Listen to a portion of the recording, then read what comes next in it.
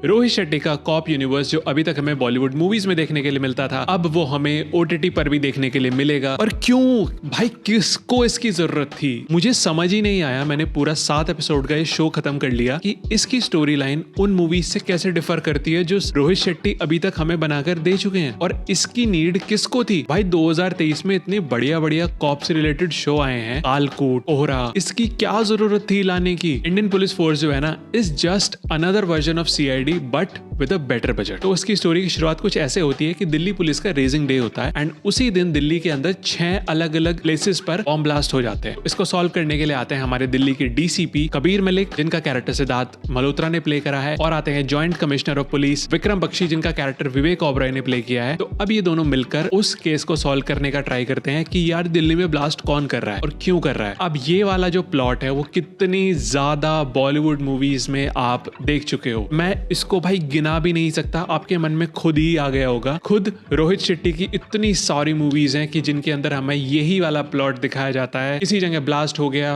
और वो ब्लास्ट जिसने किया है वो एक बहुत ही खराब मुस्लिम है, और उसको सॉल्व करने वाला जो पुलिस ऑफिसर है वो एक अच्छा मुसलमान है। तो एक गुड मुस्लिम, एक बैड मुस्लिम, उनके बीच में लड़ाई होती रहती है। जितने स्टीरियोटाइप आप इमेजिन कर सकते हो ना, आपको वो इस शो के अंदर देखने के लिए मिलेंगे। एक्टिंग परफॉर्मेंसेस की बात करूं तो भाई इतनी ज्यादा ओवर एक्टिंग करी है हर किसी एक्टर ने। हाँ, मैं ये कहूंगा कि सिद्धार्थ मल्होत्रा ने काफी सही काम करा है, उनका ही काम मुझे सबसे ज्यादा पसंद आया। के अलावा भाई विवेक ओबरॉय, शिल्पा शेट्टी एंड सभी ने भाई कितनी ज्यादा ओवर एक्टिंग करी है। भाई डायलॉग्स बोलने का तरीका इतना भाई अजीब लगता है, ऐसा लगता है कि कैरेक्टर बात नहीं कर रहे, ये एक्टर्स हैं जिनको बस डायलॉग दे दिए गए हैं। अच्छा अब तू ये बोलेगा तो ये ले, अब मेरा डायलॉग आने वाला है। ऐसा बिल्कुल भी नहीं लगता कि यार दो कैरेक्टर्स यहाँ पर प्ले हो रहे हैं, उनके बीच में कुछ बातचीत हो रही है। नहीं, स्टोरी और स्क्रीन प्ले और इसकी राइटिंग भाई इतनी ज्यादा खराब है, इतनी ज्यादा बेसिक है।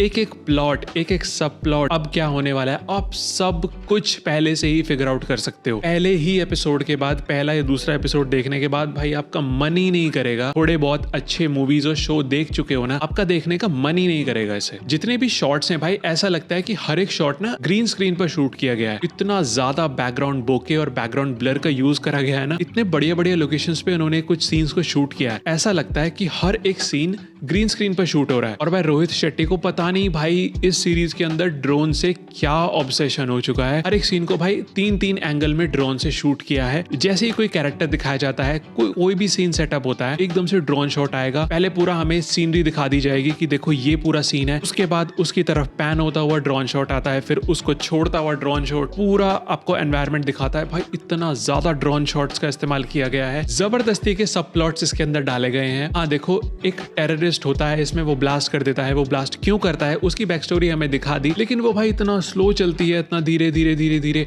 और वहीं पर फिर उसी टेररिस्ट की हमें लव लाइफ भी दिखाई जाती है। भाई हमें नहीं देखनी थी वो। इस सीरीज को ना भाई आराम से 4 या 5 एपिसोड में आराम से खत्म किया जा सकता था। इनके पास यार कुछ ऐसा स्टोरी का मटेरियल नहीं था जिसको 7 एपिसोड तक खींचना पड़े। इस सीरीज के अंदर आपको बहुत सारी लोकेशंस ऐसी देखने के लिए मिलेंगी, दूर से ही देखकर बता दोगे आप। जैसे ही फ्रेम स्क्रीन पर आएगा आप देखते ही बता सकते हो कि ये एक सेट है। बहुत सारे सीन्स रियल लाइफ लोकेशन में शूट करे हैं, लेकिन उनके अलावा जितने भी सीन हैं, जितने भी लोकेशंस हैं, जितने भी सेट हैं, वो पता चलता है कि ये सेट है। और भाई वीएफएक्स इतने ज्यादा ग्लिची, इतने ज्यादा चॉपी, इतने बेकार वीएफएक्स हैं, बहुत ही गंदा काम करा है भाई। बहुत गंदे लगते हैं वो, बहुत ही अजीब लगते हैं। जितना बजट इस शो का बताया जा रहा है ना, उसके हिसाब से तो बहुत ही बुरे हैं। एक चीज जो इंप्रेसिव है वो है एक्शन सीक्वेंसेस, जितने भी हैंड टू हैंड कॉम्बैट्स हैं, एंड उसके अलावा जो गन को इंक्लूड करके एक्शन सीक्वेंसेस सीरीज के अंदर हैं, वो थोड़े ठीक ठाक लगते हैं, वो अच्छे लगते हैं। जो हैंडहेल्ड वाला इफेक्ट देने की कोशिश करी गई है उन एक्शन सीन्स को शूट करते टाइम, वो बहुत इंप्रेसिव लगता है। वहां पर लगता है कि हाँ यहाँ पर थोड़ी मेहनत करी गई है, थोड़ा क्रिएटिव काम यहाँ पर करा गया है, लेकिन इसके अलावा शो के अंदर कुछ भी नहीं है। एंड सीरीज में अगर लॉजिक ढूंढने जाओगे तो भाई वो तो बिल्कुल भी नहीं मिलेगा। एक सीन में आपको बताता हूँ, एक टेररिस्ट को पुलिस पकड़ती है, उसको इंटेरोगेट करने के लिए अपनी गाड़ी में बैठा कर रखती है, और जो ऑफिसर उससे इंटेरोगेट करने आने वाला होता है, जैसे ही वो ऑफिसर उस गाड़ी के पास पहुंचता है, वो टेररिस्ट भाई गाड़ी का दूसरा दरवाजा खोलकर भाग जाता है। उसको बैठाकर क्यों रखा था? और जिसने उसको बैठाकर रखा था भाई वो क्या कर रहे थे? और वो टेररिस्ट जब तक वो पुलिस ऑफिसर नहीं आया तब तक क्यों नहीं भागा भाई? मतलब आप लॉजिक ढूंढने जाओगे तो आप अपना लॉजिकल ब्रेन है ना, इसको शट ऑफ कर देना। मुझे ये कभी समझ नहीं आता जब लोग बोलते हैं कि इस फिल्म को या इस सीरीज को देखने से पहले आपको अपना लॉजिकल ब्रेन ना